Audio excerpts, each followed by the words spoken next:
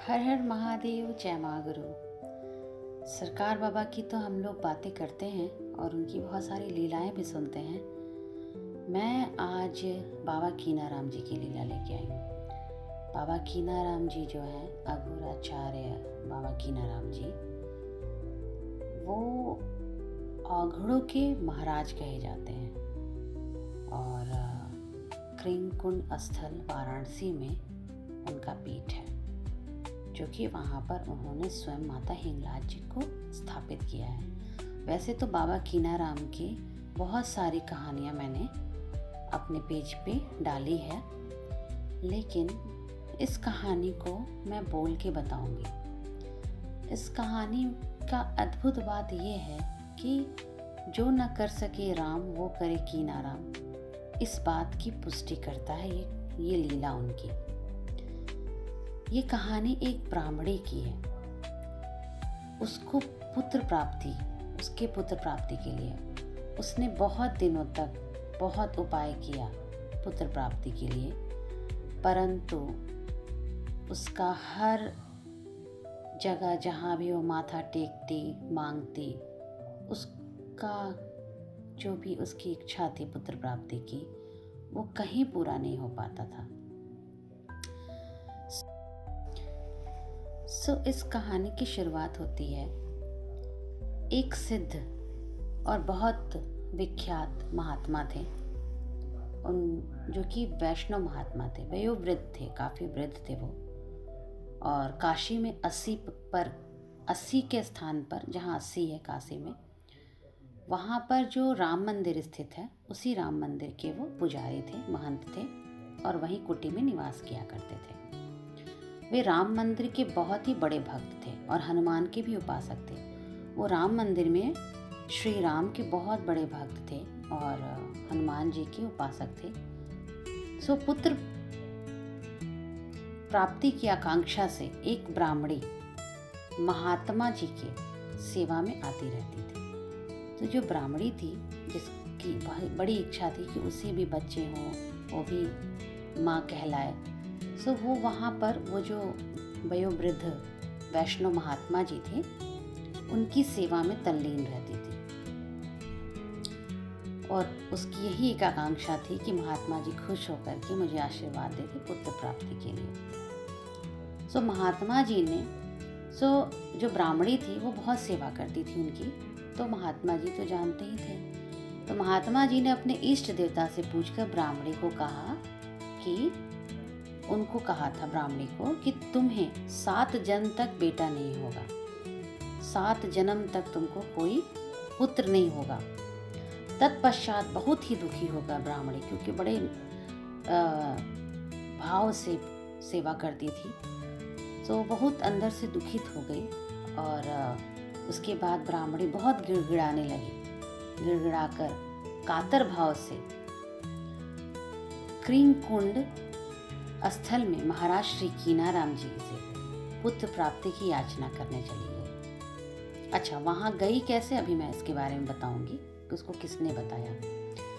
जब वो बाबा कीनाराम के पास गई कृंकुंड स्थल पर, तो बाबा जो थे वो धूनी के पास सोए हुए थे। मैंने आपको बताया था कि कृंकुंड में एक बहुत ही अद्भुत धूनी है, जो सालों, कितने हजारों सालों से जलती आ रही है, जो कि स्वयं बाबा कीनाराम ने उसको प्रज्वलित किया था। और वो शमशान की अधजली लकड़ी से आज भी प्रज्वलित है। आज भी उसमें शमशान की लकड़ियाँ ही डाली जाती हैं। उस धुनी की बहुत महिमा है। उस धुनी की महिमा तो है ही, उस विभूति की बहुत महिमा है। सरकार जो कीनाराम, अघोराचार्य बाबा कीनाराम थे, वो उस धुनी के पास सोए हुए थे और धुनी पर सोए हुए गुरुदेव बाबा कीनाराम ने एक लकड़ी उठाकर ब्राह्मणी को 4 डंडा मारा। उसी साल के बाद से प्रत्येक साल एक एक करके उसको 4 लड़के हुए। जब वो बाबा के पास जाके गिड़गिड़ा के रोने लगी, तो जहाँ धुनी के पास कीनाराम बाबा सोए थे, वहीं से एक डंडा उठाया और उसको 4 डंडा पीट दिए। और उसके बाद से उसको हर साल एक एक करके 4 पुत्र हुए। 6-7 वर्ष बाद वही ब्राह्मणी फिर से ब्राह्मण और दंपत्ति दोनों पति पत्नी उस वयोवृद्ध वैष्णव महात्मा के दर्शनार्थ के लिए गए, अपने सभी पुत्रों को एक साथ लेके। जिन्होंने कहा था कि तुम्हें 7 जन्म तक पुत्र नहीं होगा, उन्होंने अपने इष्ट से पूछा था। वो भी बहुत महान संत थे, बहुत ज़्यादा उनके अंदर भी आध्यात्मिक शक्तियाँ थी। जब महात्मा जी ने संकेत से पूछा, वो वहाँ पर गई, वहाँ पर उनको फल फूल चढ़ाकर पूजा की महात्मा जी का। तो महात्मा जी जो थे वो संकेत से पूछे कि ये किसके बच्चे हैं। तो ब्राह्मणी दंपति ने कहा ये आपके प्रसाद से हैं। तो महात्मा जी ने फिर पूछा, सही बताओ किसके हैं ये। तो इसके बाद ब्राह्मणी ने कहा, जब आपने यह कह दिया था कि हम लोगों को 7 जन्म तक पुत्र नहीं होगा, तो हम लोग रोते कलपते जा रहे थे। अब यहाँ पे ये कहानी बताएगी कि कैसे उसको कीनाराम बाबा मिले। जब वो रोते कलपते जा रही थी, क्योंकि जब उसको सच्चाई पता चल गई, जब आपने उसको बता दिया कि 7 जन्म तक तुमको कोई पुत्र नहीं होगा, तो वो बड़े ही रोते कलपते वहाँ से निकल गई। जब निकल रही थी तो वहीं पर सामने महिला ने उससे पूछा कि बेटी क्यों रो रही हो। मैंने कहा 80 पर रहने वाले जो वैष्णवाचार्य हैं उनसे मैंने पुत्र के लिए निवेदन किया था, परंतु उन्होंने कहा अपने इष्ट से पूछ के कि उन्होंने मुझे बतलाया हम लोगों को 7 जन्म तक पुत्र प्राप्ति नहीं होगी। इसी दुख से दुखी होकर हम लोग रो रहे हैं। उस महिला ने कहा दुखी मत हो, अभी काशी में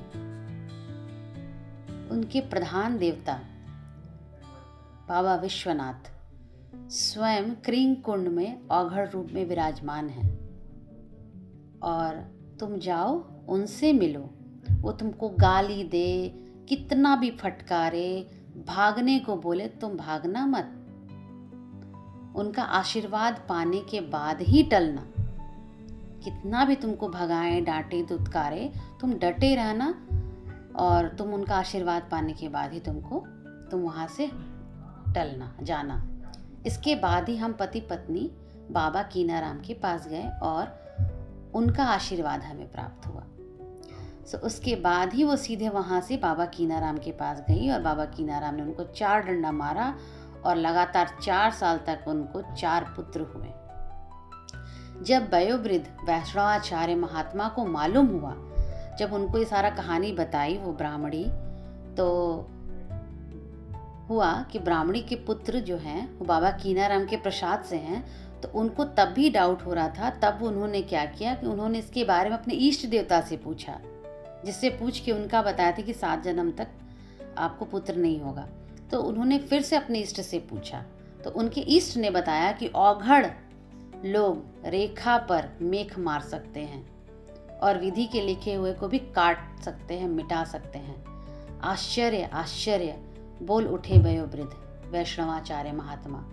तभी से वे औघड़ संतों के प्रति श्रद्धा और निष्ठा की भाव रखने लगे थे। ये कहानी ब्राह्मणी की है, जिसको कि पुत्र का आशीर्वाद स्वयं बाबा सरकार अघोराचार्य बाबा कीनाराम जी ने दिया।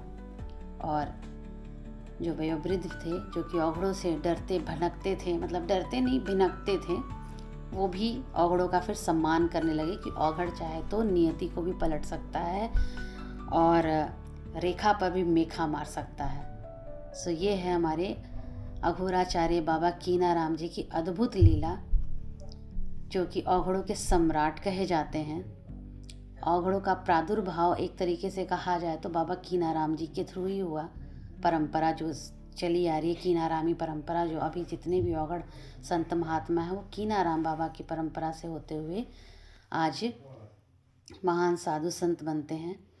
कीनाराम, गोरखनाथ बाबा, दत्तात्रेय, कालूराम बाबा, जो और इस तरह से इन लोगों की परंपराएं चलती आती हैं, और गुरु परंपरा को औघड़ों में बहुत महत्व दिया जाता है।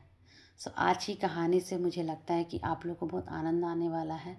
आपके अंदर और ज़्यादा भक्ति बढ़ेगी बाबा कीनाराम को लेकर के, कि सच में कीनाराम तो क्या नहीं कर सकते हैं। जो उनके धाम पे कीनाराम, उनके काम पे उसी तरह सरकार के लिए है, जो अग्रेसर के काम पे जो अग्रेसर के धाम पे अग्रेसर उसके काम पे। सो इसी तरह से अच्छी अच्छी कहानियों के लिए हमारे साथ जुड़े रहिए। हमारे पेज को फॉलो कीजिए, लाइक कीजिए, दूसरों के साथ शेयर कीजिए और हमारे बाबा कीनाराम, सरकार बाबा और हमारे गुरुदेव की कहानियों को दूर तक पहुंचाइए। अभी के लिए हर हर महादेव, जय माँ गुरु। मिलते हैं नई वीडियो के साथ, नई लीला के साथ।